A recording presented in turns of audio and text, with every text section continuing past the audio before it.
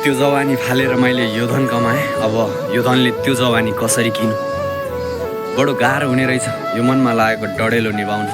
जब कि त्यो आगो म आफैले लगाएको थाहा पाएँ है।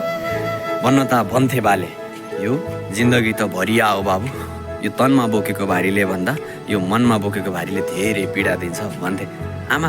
सधैँ यो मरिजाने जिन्दगीको खासै माया छैन बाबु। म रित्तो हुन मन्जुर छ, तर सधैँ तिमीलाई खुसी बनाउन सकौँ भन्थे आमा। यो जिन्दगी त डालीको सुन्दर फुल हो बाबु, फरक यति हो कि लगिजानेले सजाएर राख्छ कि फालिदिन्छ भन्ने हो भन्थे। भइगयो यो जति नै गरुको हुँदै गए पनि यो मनको भारी कहीँ कतै शीतल चौतारीमा लगे बिसाउन सकौँ। म आकाशतिर फर्केर डाँको छोडी कराउँदै रुन सकौँ, तर तिमीलाई चाहिँ सधैँ खुसी बनाउन सकौँ है।